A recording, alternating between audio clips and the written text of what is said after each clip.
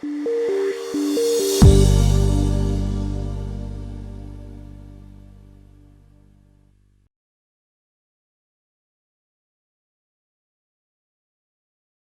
since morning we've been pushing, saying that this is a friendly consulting forum. Okay? And I'm extremely happy to have two people who accepted the offer to be here. One of which is Mukundan there. Hi Mukundan. And the other one is Venkat there. Mukundan runs his own software services company and is extremely kind of committed to looking at developing startups. And he kind of gives freebie advice to several startups, so I thought we might as well rope him in here. Venkat is our alum from our institute and also another entrepreneur. Okay, and both of them are absolutely commercial entrepreneurs. Yeah, and that's a good lens to also kind of look at this whole issue. And then we have Mohan, who you all know from last time, right? You remember meeting Mohan Sundaram? Mohan, they don't remember you? Wow, okay. And Mohan is the mentor at NSR. You didn't know that last time? You knew? Good. So Mohan can give you multiple perspectives, but he's also going to do a session later in the evening. Oh yes, we have our visitors. Very nice. Please join us. Yeah, just make yourself comfortable. So can we kind of quickly take a look on what we are going to do? I'd request that each of you, okay, all of us are going to be friendly consultants for this afternoon. So as I mentioned in the morning, can I borrow this? Just minimize yours, no? Okay. So what we're going to do is request each team to present for about 3 to 4 minutes, and after that the team members will sit here facing the screen, okay? And what we are going to do is nobody in this team, and I shall come really harsh and you know me by now, okay? You will not say anything other than, I think dash dash dash, this idea, or I think this one may be useful for you, okay? You're most welcome to participate in the discussion after you've heard the teams present. And the only feedback we give them is, I think you may want to look at your product from this perspective. I think this is the customer group that you may want to think about.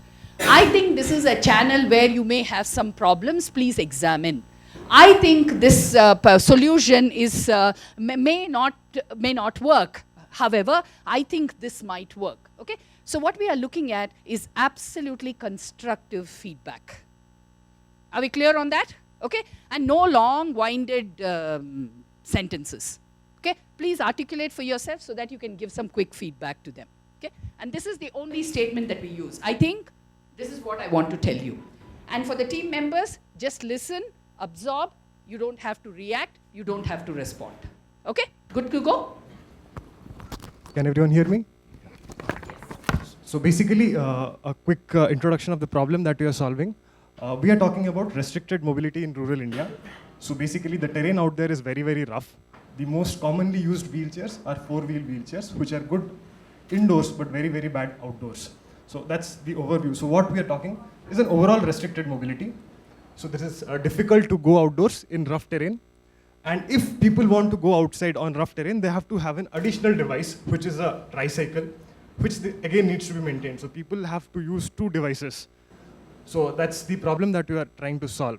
The solution to that, we are trying to make an add-on attachment to an indoor four-wheel wheelchair, which will allow it to go outdoors with a lot of ease. And so what basically are we looking at? The metrics, because we are looking at as an add-on, as an attachment. How easy is it to attach? How much time does it take? How much effort is required for attaching it?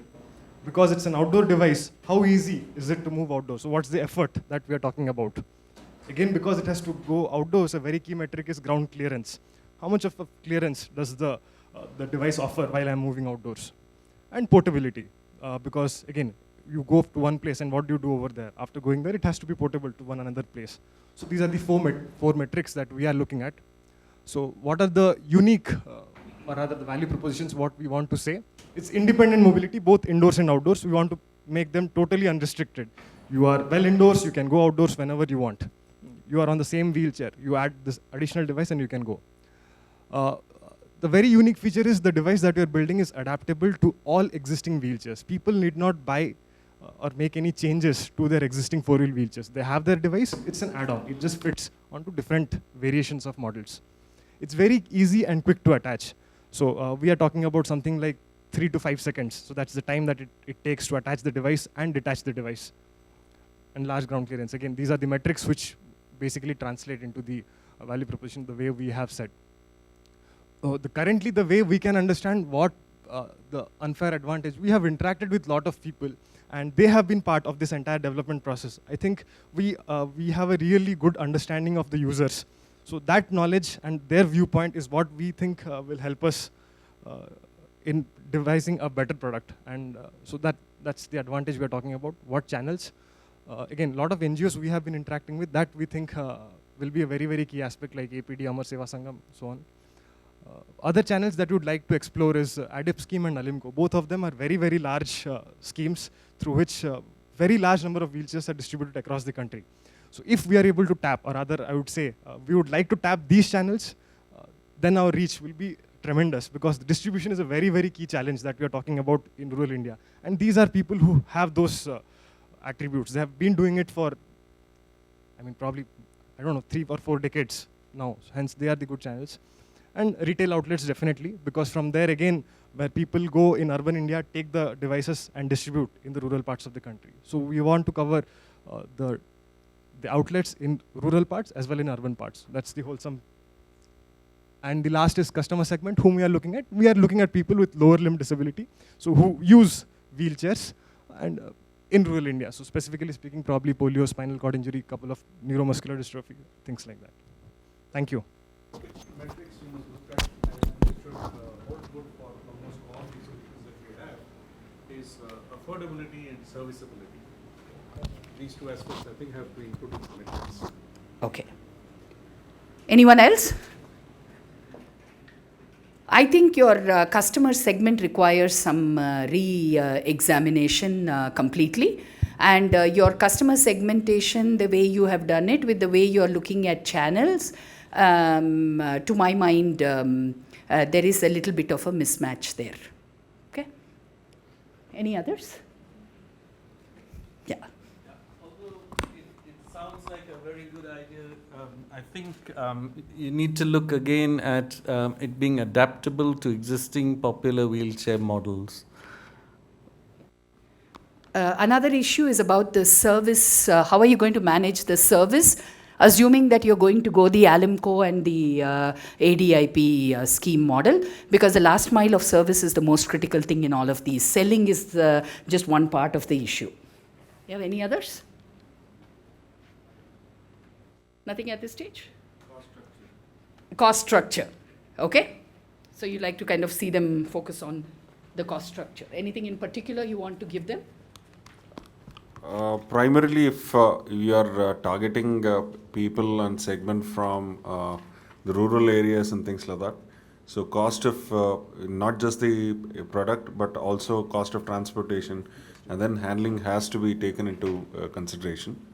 And then, of course, the revenue stream.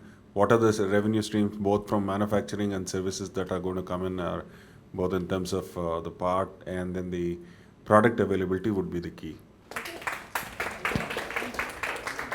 Good. Can we have the next team, please? Good afternoon, everybody. My name is Trivikram. I'm from Mobility India team. Talking about the problem, we are dealing with developing aids for children with cerebral palsy, where our primary aim is to make it as affordable as possible and as frugal as possible.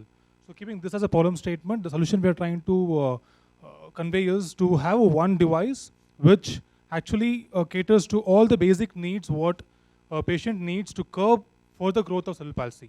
So this is the target segment we have been trying to cater to. Coming to key metrics, right now almost 2.5 out of every 1,000 live births are patients who have cerebral palsy. We're trying to make this a huge number of patients. They can reach to these kind of patients. So like there's a huge number of people who need this kind of devices for cerebral palsy. So we're trying to cater to more and more of these people. Coming to the unique value proposition, we want to make one device which is both sitting and standing. currently there is one device which is for sitting, one more device for standing, which obviously means there's more material, more cost for the end user. So our novelty lies here.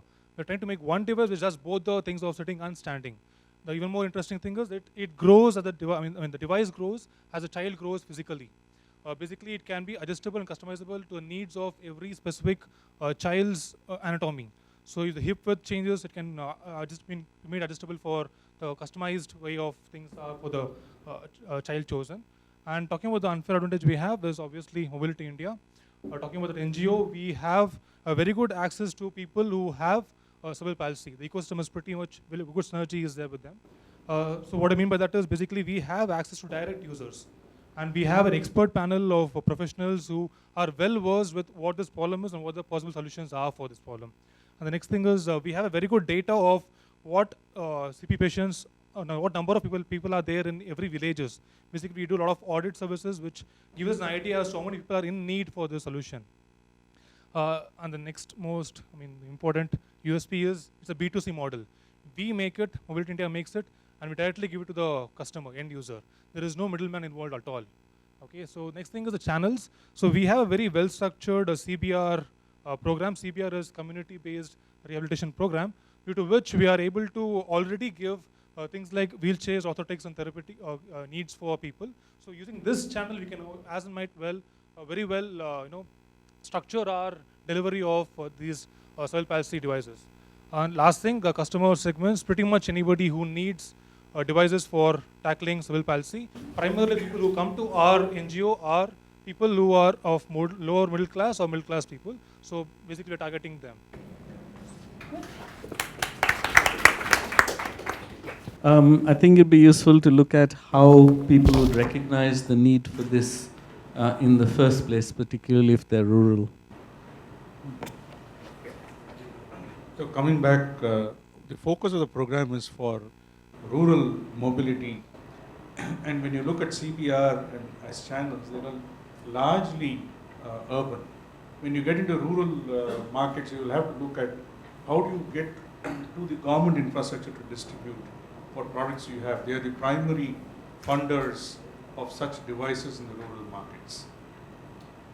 I think I have three observations. First one is, I think your key metrics, you have more data at mobility than what you have presented here. That I think is a very macro level metrics. In fact, in the context of the fact that you said you had access to users, I think you might have more valuable data than what you have in the metrics. The second one is that how does the customer segment and your channels, and I'm just building on Mohan's point that he spoke about, is unless you have an extension or a extension program, how will the capability that Mobility India has in the locations where you operate, how does that get transferred into other rural areas?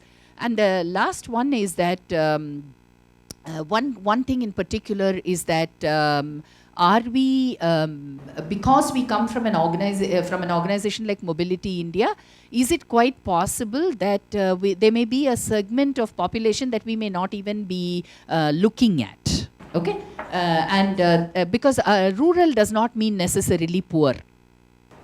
Okay, and rural rich in India, there is a lot of data on it. And so the interesting question for me is, how does one look at that segment? Because maybe they are not mobility users today. Okay. So I think you should clarify a little bit more what is device, like which kind of device, if it's a wheelchair, an exoskeleton.